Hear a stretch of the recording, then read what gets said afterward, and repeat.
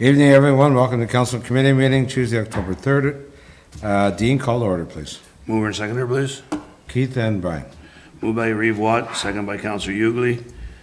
That the Council Committee meeting of October 3rd, 2023 be called to order at 5:40. All in favor? Carried. Roll call. Mayor Bennett. Present. Reeve Watt. Present. Councillor Gauthier. Present. Councillor Hewitt. Not here, sorry. Councillor Ugly. Present. Councillor King. Present. Councillor Wren. Present. All members present except for Councillor Hewitt. Thank you. Approve the agenda. Jennifer and Alan. Moved by Councillor Gauthier, second by Councillor Wren, that the agenda of Council and Committee meeting of October 3rd, 2023 be approved as presented. All in favor? Carried. Sorry? Oh, okay, thank you. Disclosure of pecuniary interest, general nature thereof, none. No delegations under planning. Business? Who's that, Dean? Lori, that's, she's Okay. doing the comments. Hi, Laurie. Hi. So you're up. Okay, so just there was a request through the head of council by Municipal Affairs for a ranking of the top 5 of the Housing Affordability Task Force recommendations that came out last year in 2022. There were 74 of them. So this request did go out to all head of councils across Ontario. There were 2 different letters, one to more rural and northern communities and one to the communities that are linked into a funding kind of carrot. So AMO is working on some responses to share to provide a coordinated response. They had a meeting on Friday, so we're still waiting for that to come out. So my recommendation is that we do kind of look to AMO's voice as well in terms of responding to this, but that we do send a response. Again, for the municipalities that were eligible for the funding, they're saying if they don't respond by the October 16th, I believe it's October 16th date, that they will not be eligible for funding. So just, in the spirit of at least providing a response, I do directly provide a response. I think the disconcerting thing is that, yes, the province has made some strides to now kind of reach back out to municipalities, but putting it into this tight time frame and then also using the same recommendations that were developed without municipal input, it just puts us again at a disadvantage on trying to provide some really actionable items to help address affordable housing, given the importance of the issue. And again, we all recognize that there's timeliness to responding to this and trying to figure things out, but I think we have to do it the right way. And there is some things that have been done that are in a positive direction, and certainly we could support that in terms of the secondary dwelling units and that type of thing. But again, I just wanted to make council also aware of this, and we can circulate some things by email because unfortunately the comments are required prior to the next council meeting. So once the AMO comments come in, which I'm expecting would be this week, given the date, that we can share that through direct messaging with council as well. Okay, thanks, Laurie. Any questions, comments, or motion? Yep. Alan and Brian? Moved by Councillor Wren, second by Councillor Ugly, that the township consider the direction to be set out by AMO for a response to the provinces on MMHA request for comments 2022 Housing Affordability Task Force recommendations and reinforcement. All in favor? Carried. Thank you. Subcommittees, Pembroke and Area Airport. So the Pembroke Area Airport Commission were on the County Council agenda at their this past meeting last Wednesday. We were successful in the county allowing us to move forward with talks with development property on how we can collectively move the airport forward. So those talks will be ongoing in the next little while, and we'll see where that goes. Thanks, Keith, for your help. Yeah, thank you. I was there to support the airport, and I think your consultants did a great job in your presentation, and wish you the best of luck with county stuff. Okay, Emergency Management Program Committee, Lori, anything to report? Nothing at this time. Okay. Fire Department, Chief. You can stay there, Tim, I think.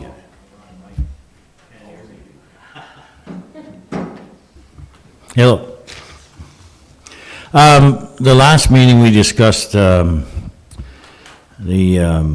situation with the fire permits and the what was happening, and I touched base with our bylaw enforcement officer. We've come up with a better plan, him and I, on how to make this work better for the two of us, so that we both know what's going on and where it's happening. So we'll, I hope that we'll proceed at a better pace than what we've done in the last couple of years, so. Okay.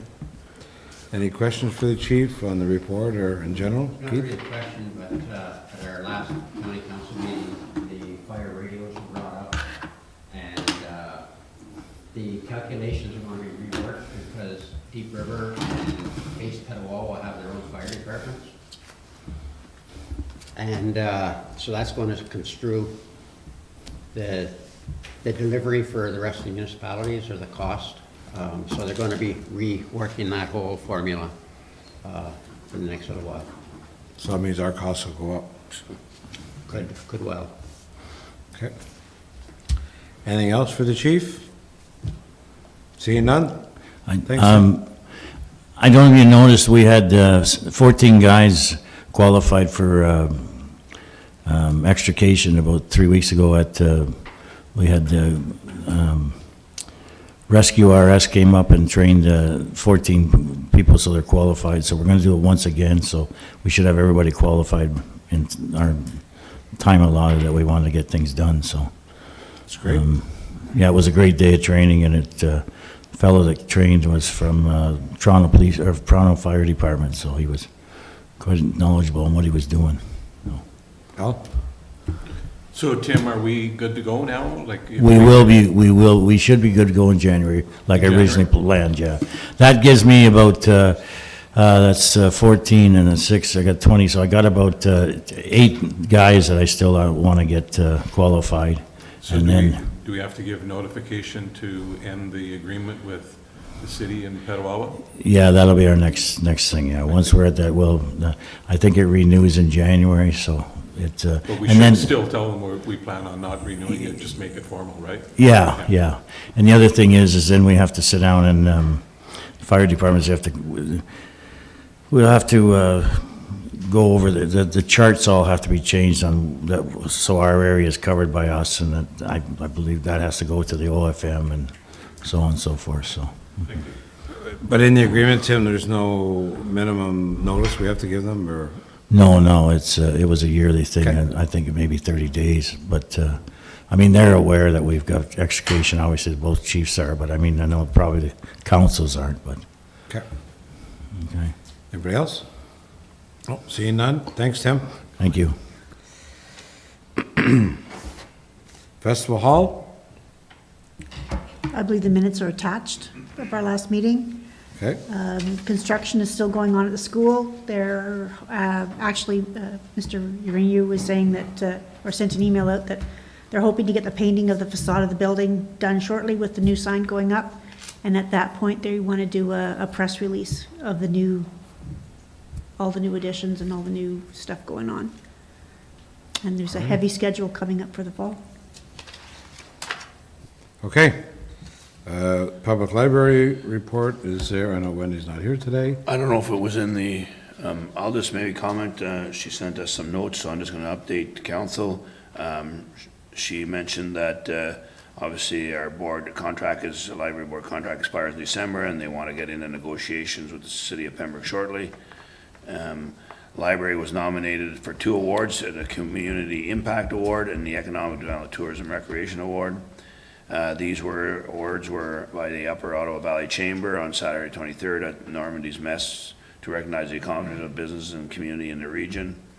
The library successfully won Excellence in Tourism and Recreation Award for the Pembroke Multicultural Festival.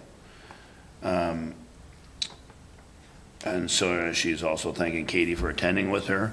The library is in the midst of going through accreditation process and hoping that to be completed by year's end. And as of September, we have new board members, Renelle Charon, who attended her first meeting on September 21st. She's been a volunteer since 2016 as Friends of the Library member and assisted with fundraising and other activities with the library. A new strategic plan was approved along with revised new policies at our last meeting. That's the report from Councillor Hewitt. Okay, and just to add to that, I did get a email from the chair of the library, Deputy Mayor Brian Abdallah, asking for a negotiating committee and the CEO to send back some dates for the negotiations of the new contract. So we will follow up on a letter to that and bring Well, we did, information. we put the dates in there to wait to hear from them. Yep, okay. So we'll keep council up to date on that as well. Moving down to Waste Recovery Center. We had a meeting last Thursday. We were successful in leasing out the MRF to Inter, who won the government contract for recycling in our area. It's a 7-year lease plus 3 one-year terms, and they've agreed to buy all the equipment within the MRF. This doesn't take place until October of 2024.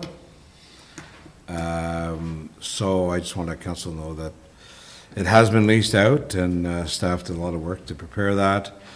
We're all of staff at the center in the MRF, I think there's 11 or 12 employees, have all been notified already, like a year ahead, 13 months ahead.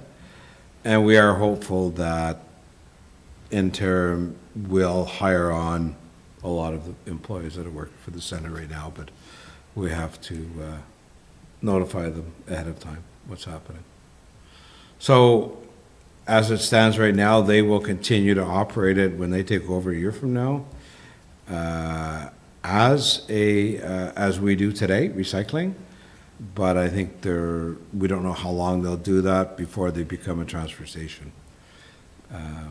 Using our building, that's why they've rented from us, because we are the most central place that they can use to collect all the recycling, and within an hour's drive. So we will not have any control down the road. In 2025, it'll be a province decision as to what is collected and transferred to the center. So our collection bins will have the same regulations as a collection bin in downtown Toronto. Whatever items the province says are going to be collected, that's what will be collected. Whatever items are not being collected will not be collected. So it's another education curve down the road, but not right now. It's more, I just want to let you know about the MRF being leased. So we have a signed contract. Any other questions on the Waste Recovery Center? Seeing none. Katie, your report, please. Hi, good evening. So before you, I prepared a report just with department activities for the month. So our e-newsletter is still pacing back on track with an open rate of around 70%, which is still very high and on par with previous months. So our readership continues to grow monthly, which is great.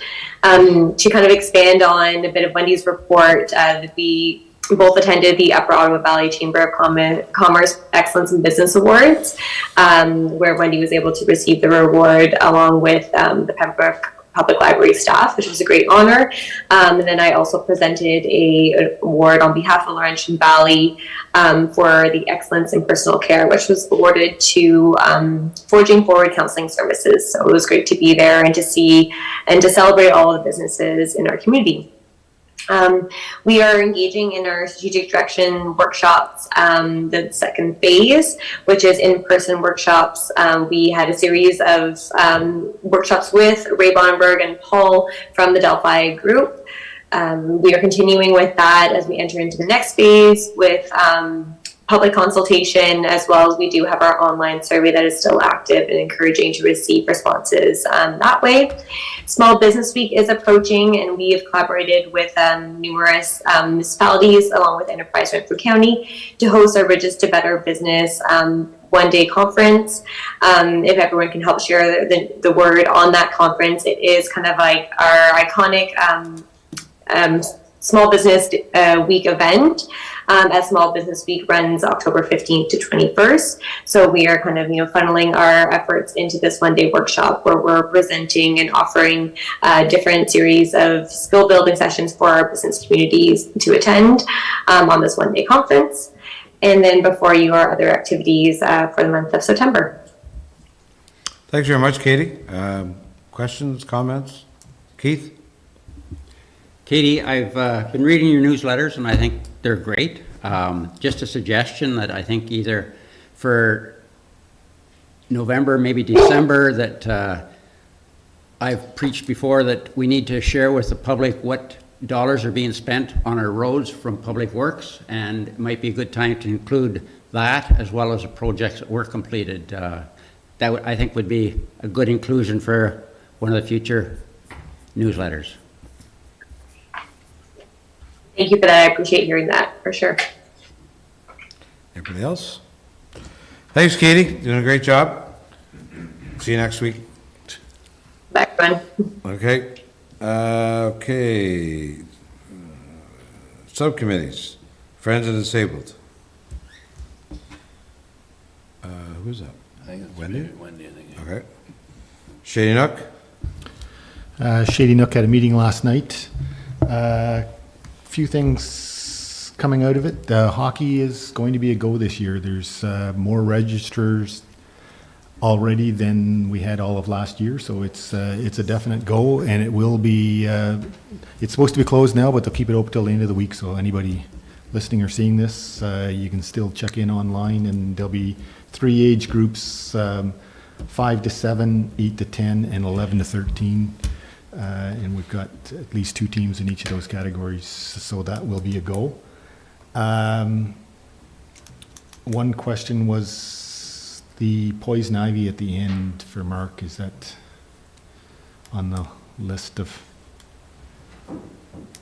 Yeah, we're still awaiting a contractor to come in and do some other areas for us as well, but to spray it and hopefully get rid of it and not come back. I know it's every couple of years it seems to return at Shady Nook, so it's almost something, maybe it's just in the spring, maybe it's spray every year and just hopefully it doesn't come back at all. Yeah, it's pretty bad around the fields, and the balls are always going into the patch there. So Absolutely. and the other question was, it keeps on coming up, the LED lights for the rink. Is that on the docket, or? I've had no request for it myself, so I have asked Nevada to reach out to the rec groups for capital requests for 2024, so I would assume it'll end up on there, but I haven't, myself, I haven't received a request for the lighting change on the rink, so yeah, so I guess if something is coming, we'll look at that for 2024. Okay, that's pretty much it. Okay, thank you. Alison Fraser? As everyone is aware, we just finished having our Fall Flavors Festival, which was amazing again, as always. There has not been a meeting since, because everybody's still kind of getting their footing. But I'm sure once our next meeting, we'll be working on a kids' Christmas party and the Winter Carnival and those things going forward. That's pretty much it. Oh, and the pickleball, the ice surface has been painted, and the Fit and Feisty pickleball was started. So I happened to be there last Tuesday when we had the meeting. It's amazing how many people are out using the courts. Just phenomenal. Wow. Okay, thank you. Forest League? Nothing to report. Pleasant View? I happened to talk to Benita at the session for the volunteers, and they're hoping to have a meeting coming up in the next little while. I know she'd expressed some interest. They're having some difficulty with criminal record checks, so there's some new process that they're having issues with, so they're working through that, but they're hoping to have a meeting shortly. Okay. Stafford? Nothing to report. Is the ice in? See, I said. Not yet, no, we're working on it, Four Seasons, Halloween coming up, Mark? Yes, so we did participate in Fall Flavors with Allison Fraser with our wagon rides, which was a huge success. And thank you to Elliott Farm Equipment for giving us a tractor for the day, which made a big improvement for us. And yeah, so we've coming up at the end of October, the last Friday and Saturday, the last 2 Fridays and Saturdays, sorry, we have our haunted walk at the trail. So it's our group is very busy preparing, trying to get things in place and going, and yeah, hopefully build on last year's success and bigger and better for this year. Mark, do we generally send out a thank you letter, say to Elliott's for the use of the tractor, or? Yes, it's kind of a first time something like that. So I Okay. know emails and conversations, but we'll get a letter or something sent back that they can have as well. Okay. Thank you. Fit and feisty. I had asked last meeting for someone that wanted to sit on their committee. Any interest? Pardon me? It's during the day. The meetings are during the day. I Okay. think Keith had shown some interest, or is he? Yeah, he's willing to, perfect. Yeah. I'm saying if you don't have anybody, I don't. You will? Okay. Can we send a letter out to the group from Nevada? Yeah. Do you qualify, Keith? That's good. Thank you, Keith. They're a very busy group. I got their October calendar. I think they had a 4-wheeling trip last week. They had 18 to 20 4-wheelers, and it seems like everything they're doing, they're looking for more volunteers. Their golf tournament, I was there with their golf tournament. I helped with some of the golf tournament, and it was great. They had a good turnout, good day. Yeah. Good. Okay, county council summary is there. Anybody questions for Keith? Seeing none, council comments.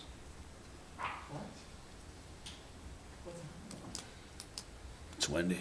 Oh, so- You want me to go first? No, you go ahead. I have one comment. I asked Dean to put together a package to bring the council for selling the building on Brewham. I know we've talked about that a couple of years ago, and I don't believe the fire department is using it anymore, or Public Works. We're storing stuff in there. We're trying to get it cleaned out. Okay. No. All right. So I think it kind of, the building's kind of hurting. So rather than put money into it to clean it up, I think it's time, council approval, we'll ask Dean to go ahead and do a report. And, Well, we'll have to go through a process, and I'm not sure. We're just looking to see what exactly we have on the books, so we may have to come back with a process. But at this point, it would be declared surplus, and then from there, there'll be some steps associated with that surplus. So we're probably looking at, doing through the last quarter of the year, and then hopefully have it closed somewhere in early next year. okay. Al?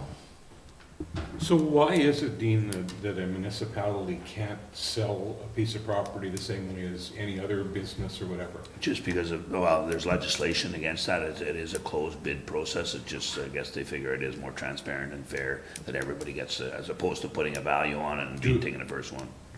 Can the municipality put a minimum bid in, though? That if the minimum bid is Yeah, not reached, yeah, then we the could do that. doesn't goes through?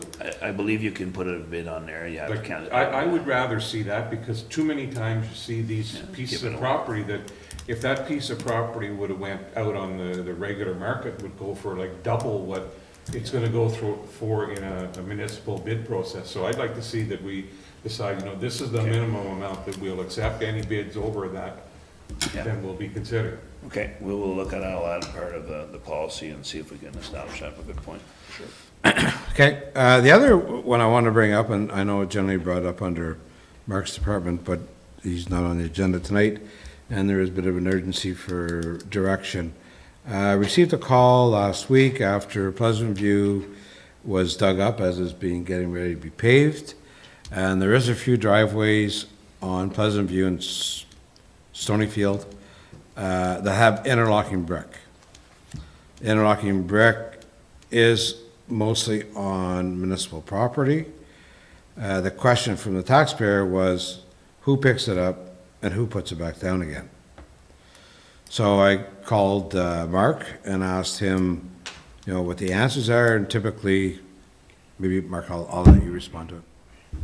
Sure. So in a case where we come across interlock stone or poured concrete that's within the township right away through our construction projects, typically it's removed, the concrete's disposed of, the interlock stone is stacked off to the side, and we put hot mix asphalt back in for the portion that's within our right of way. If the resident chooses to do the interlock stone, something on their own, we allow them to do that back at their own cost. That's kind of always been our process and what's happened, but there's been some questions raised this year about, there's five properties on Pleasant View. We've only heard specifically from one ratepayer so far, but there are 5 that are interlocking stone within the municipal right-of-way. So I kind of took it a step further and asked the cost for asphalt, and it's ballpark $600 per driveway. Taxpayers going, wow, I have to pay to put my interlocking back down? I didn't lift it up. Township lifted it up. Why doesn't Township put it back down? The value is somewhere, what do we say, 10 by 30? No, 20 by 10? Yeah, so 20 by 10, yeah. What we did for average pricing is, in our contracts, we stipulate that the restoration has to happen up to 4 meters from the edge of the travel portion of the road. So we picked that 4-meter setback, and on the maximum end, most driveways are 9 meters or in that 30-foot range. So the area is, Imperial is about 30 feet by about 13 feet. For an asphalt restoration, the estimate that we used from this year's pricing was, as the mayor had noted, in the $600 range. For the similar square footage to replace the existing interlock stone is about the $5,000 per driveway range. So huge difference in pricing to the municipality, depending on how we were to proceed. But replace, you mean put back, not replace the Yes. interlocking by new interlocking? No, just We to just re- mean yeah. putting it back down again. To reuse the interlocking and have it reinstalled. Yeah. Al? And Mark, would you actually gain that refund off of the pricing from the bid on doing the whole road? If you said, well, 8 driveways, we want you to just go past it, we don't want you to pave into them, would we actually realize that kind of savings from each driveway off of the quote? Yeah. Or would the quote be basically the exact same thing? No, so it's based on square footage of asphalt. So the less square footage that the contractor lays, the less money we pay. So it's 600 times the 5 driveways, just with that number, this estimated cost. So the taxpayer asked me, what's council's position? So we can either, as Mark said, I've never, in all the years I've been on council, I've never been asked that question, never. So that's when I called Mark, after the taxpayer called, and Mark says, that's the way we do it, is we replace it with asphalt. Some people will take the asphalt because some of the interlocking is old, and it's gonna be hard to put back together, possibly. Then we also have the other instance where we've got some residents that have 2 driveways. So they're getting double the new pavement, but anyways, Brian. I'd motion for crediting them $600 per driveway, but only 1 per property. Okay, Dean? I guess the concern with that is now we're starting to stroke checks to individual ratepayers, and then the question then comes is, if there's one with just gravel on their driveway, what are we doing with them? So it is a kind of a convoluted little situation. Maybe I think if council I think the proper way to do this is so we can address it would be to possibly, give us some time and maybe 2 weeks. I don't know when they're planning on asphalting, Mark. I know we're still stripping driveways, I believe. Yeah, We're probably not asphalting this week for sure. No, the concern is we have a poured concrete driveway on Irene Street and an interlock stone on Irene Street. that are probably in the $10,000 to $20,000 range each. One's 10, one's probably going to be 20 to do the replacement, because one is poured concrete. So if we're doing that replace with what's there, I'm probably into 20,000 to a resident. And I have a very, very large interlock stone driveway that's probably going to be in the $10,000 range to put down. The 5,000 was just a ballpark estimate, just for discussion, so it was sort of that apples to apples on what asphalt is and what stone is. I think as Dean and the mayor have alluded to, I think this is something that if we're going to go down this road, it has to be a report, some more thought put into this. I know we have reached out to a neighbor municipality. They do the same thing we do. The stone goes off to the side, they put asphalt back in. It's not something that we're doing different, to the ratepayers here. Again, it's township property. The resident has put material we don't use basically on our property, and that's why we sort of said, if you want it back, it's at your expense, but if you want to have the asphalt, then the contractor can do that at a very low cost to the township compared to that stone replacement. Alan? And then Brian. If I'm a ratepayer and I'm going to pave my driveway, do I request permission from the municipality to pave on the municipality's portion? And if so, what am I told when I do that? And the reason I ask that question is I live on a county road, and when I pave my driveway, I need permission from the county of Renfrew to pave, to come up against their paving, to pave on their property. I had to get their permission in order to do it. Yeah, and So what is a ratepayer told that he's allowed to do when he does that? yeah, so if a ratepayer called in and said I was going to pave, we may have a look at the culvert to make sure that it's not failing. And a lot of times, if the culvert's in poor condition, the ratepayer will call us and say, hey, I'm planning on paving my driveway, would you mind having a look at the culvert? And our process is that we maintain and are responsible for that culvert. So a lot of times we work with to change before the pave. If a ratepayer called and said, look, I plan on doing interlocking stone or poured concrete or something we don't work with, we recommend against it. If someone calls, we say no. If they call. Now, we probably get, I'll say, 2 or 3 in a year that may call. But that's why I think it's maybe something more of a formal report, more of a discussion to come forward. And I have requested from our paving contractor cost for the stone and the concrete, just to have some more true numbers on how it'll impact the budget, because this, could be $40,000, $50,000 extra in our budget just to fix up 7 or 8 driveways this year. So it greatly changes things. So I think it's something I need to take a week or two just to get an actual report and get some true numbers on, what it's going to cost. And I think down the road, as I talked to Dean and Mark about that, any new home builds coming through here for building permits, it should be listed on the building permit that any work that you do on your driveway on township property will not be replaced other than asphalt. And I think that should go on every new build, so the question is never answered again. But in the meantime, Yeah, and I guess just to go with Councillor Wren, unfortunately, we don't have any kind of permit system or request, like there's no mandatory kind of, you call before you pave. I mean, they can go ahead and pave it tomorrow. We don't, if they call, that's fine.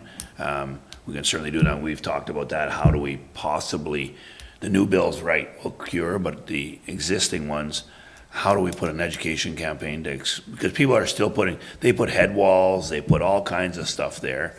And, I guess we need to protect ourselves to say, if you're doing this, realize that if we need onto our road allowance or our property, that we're gonna take those down, we're not replacing them. So we need to get somehow to be able to do that, but right now, we don't have that at this point. Jennifer? To me, they're not on their own property. They know this. To me, I say that you get what you get. It's gonna be paved. If you don't want it paved, perfect, we'll move on, and you need to figure out the end of your driveway. Brian? Your question about would a gravel driveway not get paved to the property line?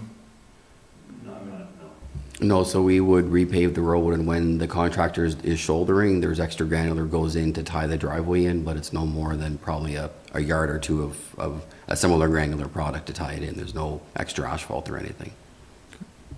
Now, just for Councillor Yulee, would it be possible, could we pave the skirt, or would that be any benefit to us? I guess not really, because you don't know what they're gonna do later on or ever do it, or. No, and it it would start getting costly. I mean, in the Pleasant, some rural roads, it probably not a whole lot of money, but in the Pleasant View where we're 60 or 70 driveways at $600-800 a pop, it starts to add up pretty quick in our budget.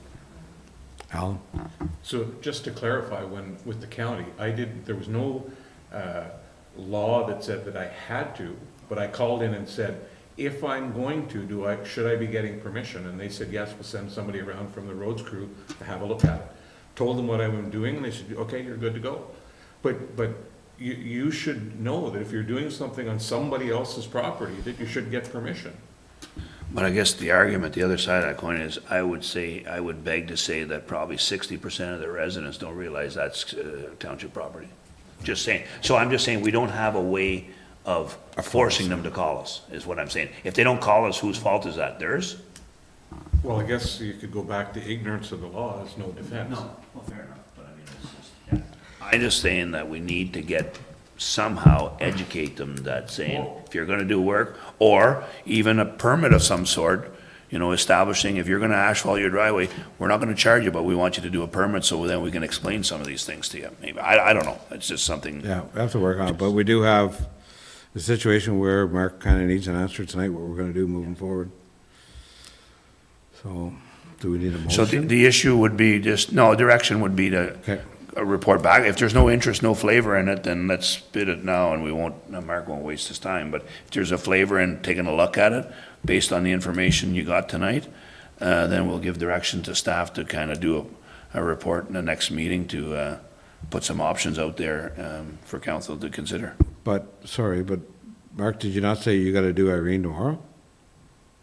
They're starting the road tomorrow, so the driveways will be, it'll take a bit to get to the driveway. So they do the paved surface, they do the shouldering, and then they'll tie in driveways later on. So we have time. Yeah, there's a little bit of time. And we could always ask them to hold off on those couple of driveways. Right. And when in the area, they can catch them back Okay. again. So council's wishes, Jennifer, you had your hand up. I say that we leave it the way it is, the way Mark's always done it. Okay, Betty? Had the driveways already been picked up? Like, are they already? Yes. They're in the midst of doing some of them. Some of them are still not picked up. I don't know unless they did them today. I don't know. Yeah, I haven't talked to the crews. I don't know how far things got today, but some of them had already been picked up and stacked to the side. Keith? So in discussion for the future, should you automatically go in and tear up an interlocking stone driveway, or ask the people, and should that be included in the discussion that you ask, we take it up, it's your choice if you want to put it back down, it's at your cost, or we will pave it? And during the construction process, before we lift, we talk to the homeowner first. We just don't automatically remove it and, they come home or aren't aware of what's going on. We have that conversation before it is lifted on kind of what the process is and what's going to happen, so. So did that happen this time around too? Yeah, so once the construction letter goes out and the guys are in the area, the crew, then they have that discussion, so. So in this instance, the taxpayer said, well, who's lifting it up and who's putting it back down? And at first, our staff wasn't aware of the answer, so we called Mark, and Mark told him what the rules were. He didn't like the answer, and he called me. And I said I would bring it to council. Pardon me? Okay. So we will lift it, which I found out from Mark, but we don't replace it. We don't put it back there again. Right. So is there a flavor to go back? Mark is giving you a ballpark price. Do we direct Mark to go back and get more information, exactly the dollars? Or do we leave it the way the process is now? For these two roads at least. Betty? I'm going to be on the same consensus as Councillor Goche. I think we follow the process that we have in place. Okay. All right. Okay, we'll leave it the process the way it is now. Okay.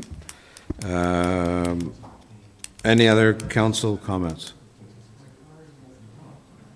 I guess not. Well, just, okay, so sorry, we had contacted with regards to the active transportation stakeholders meeting tomorrow. I haven't got the answer, but I will find out tomorrow. I'm starting to wonder if it was just, unfortunately, just, That's fine. It's yeah, just as long as yeah. I get the email. I No, can be there. I'll confirm in the morning with everybody to say, yes, you're invited, no, you're not. I was advised as well.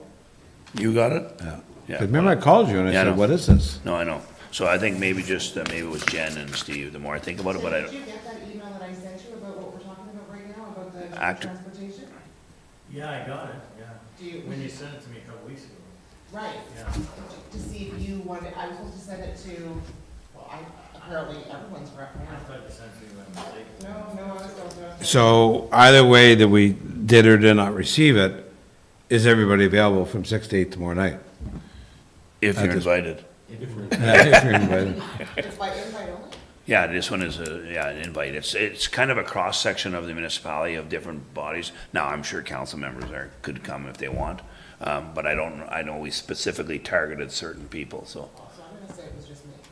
Well, no, and the mayor. but, Okay, so- But it could, anyway, I will confirm either way tomorrow with an email before 10 o'clock to say you're invited or you're not invited, but you can still come Oh, so if it's you want. optional. Well, I don't know. I don't have, I didn't get hold of okay, Nevada, okay. so I'm not sure. Yeah, She's no, been that's in fine. contact with the consultant. Patty? Just one quick question. I was just wondering if you had heard anything more about the transportation situation at Rockwood? If anybody had gotten back to you about the traffic issue and the congestion there? That's from the email that everybody got. I did pass the email on to the trustee. Yes. And he knows it's an issue. In fact, there was a school meeting that night that the email went out. And there's some the difficulty is they don't have enough room for the vehicles. And the road is not our road, it's provincial road. They really don't have a solution to it right now. I guess the school's working on it. But yes, I know it's very frustrating. We all saw the pictures of the vehicles, but they don't have an answer in sight. Jennifer? So just on that, tonight coming to the meeting, police were there. No accident, they were just there. And last week, I believe, there was 2 cops at either end, just in case they had to direct traffic. So the police are obviously aware of it, and if I guess they have bodies, then they send them over. That's, yeah, okay. Maybe just a comment, and I know I asked Mark how is, because he's one of them being affected, and maybe Mark, you just want to comment on what you told me, basically that your bus is kind of the last one still standing, unfortunately. Yeah, so we got very short, probably 12 hours notice personally that we had lost our bus for a minimum of a month. And it was basically noon, and as our kids were being brought home, and there would be no more bus for a month, and starting the next day. It was middle of the week, not even, a Friday, so it was a lot of scrambling. At that time, there was a lot of cars. Last Friday, we were notified that our children's bus is the only bus that right now wasn't running. So they were probably at 3 or 4 buses not running. They're down to 1, so the number of vehicles is a lot less than what it had been. So I know this evening I'd run out this afternoon to pick up my kids, and there was a line of maybe 30 cars as opposed to 60 or 70. They were at a point where they were lined up from the school basically to Hamilton's convenience store. That's how long the line was. And I was on the road, but I was maybe vehicle 10 or so tonight.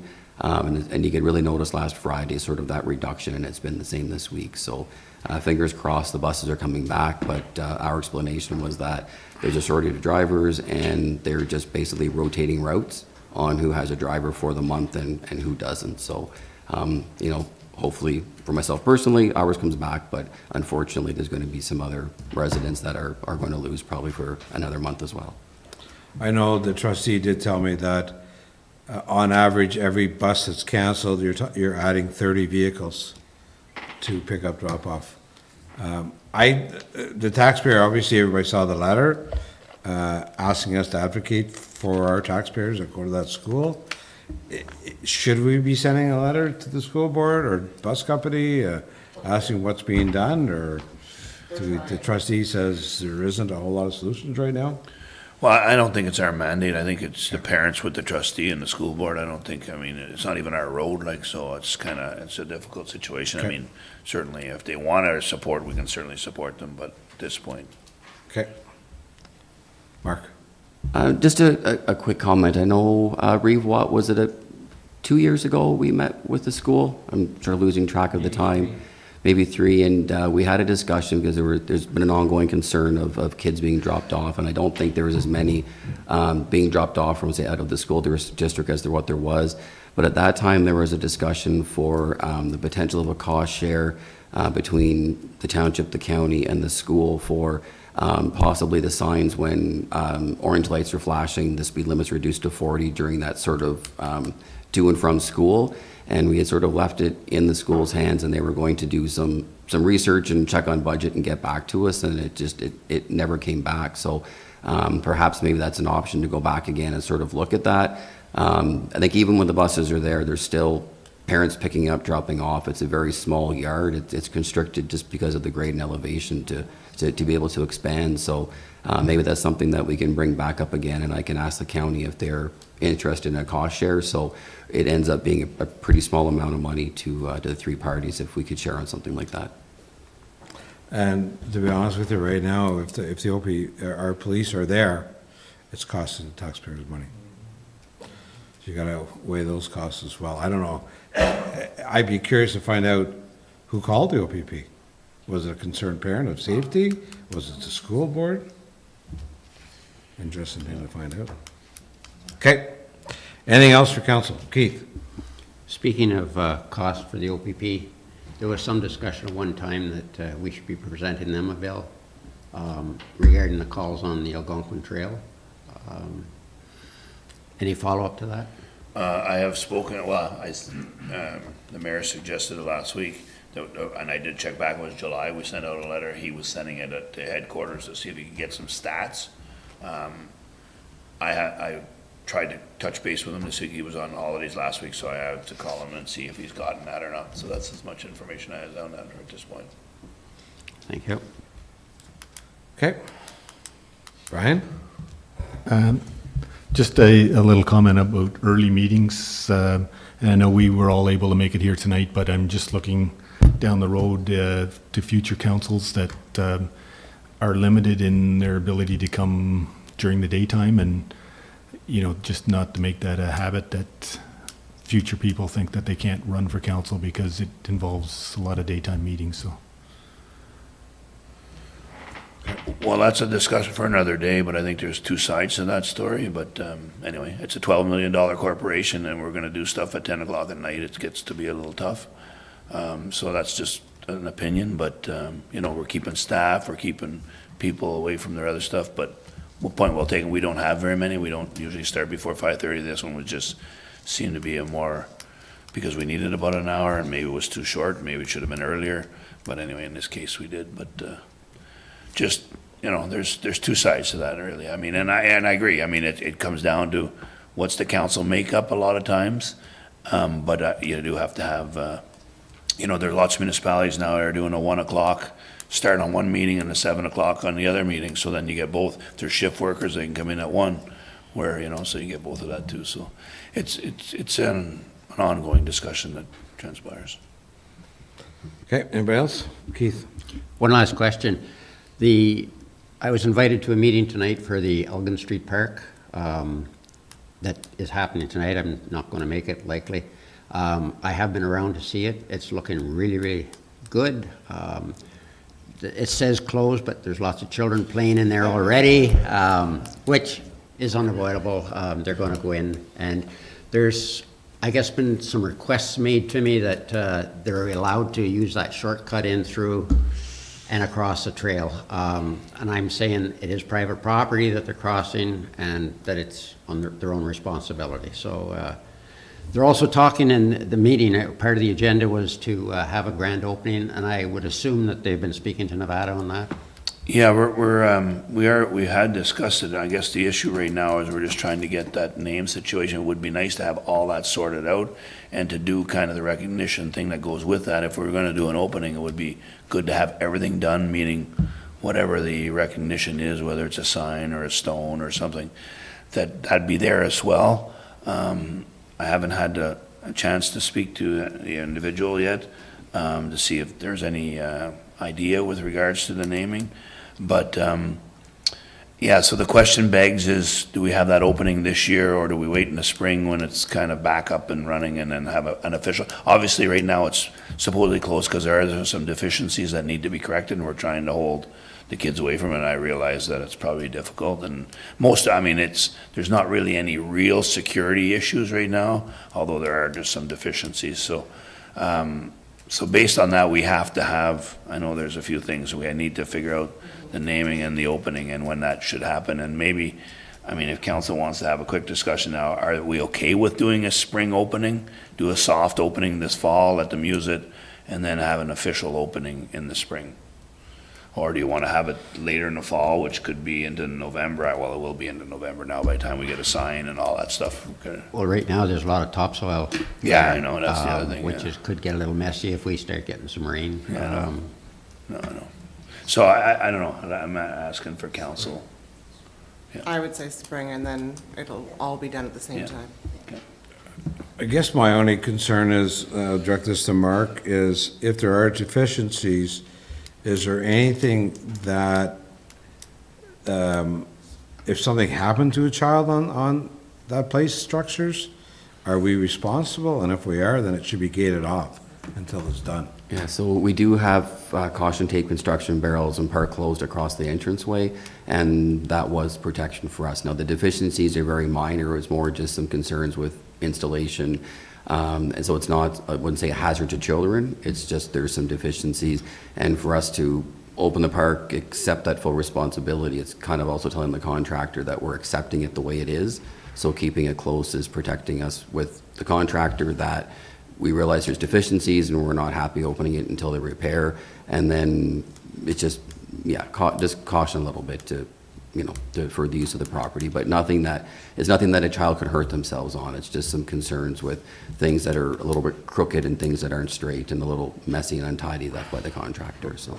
Thanks, Mark. The only concern I have is if somebody did hurt themselves, it could come back on us that way, and I know you're saying it can, and a little bit of tape, to me, doesn't cut it. I think it should be fenced off until it's ready to go, but that's just my opinion. But if you're sure we're covered under insurance, then. Okay. Anything else? Chairman. Jim. Mover and seconder. Mover and seconder, Alan, Jennifer. Moved by Councillor Wren, second by Councillor Gauthier, that the council and committee meeting of October 3rd, 2023 be adjourned at 6:30. All in favor? Carried. Thank you.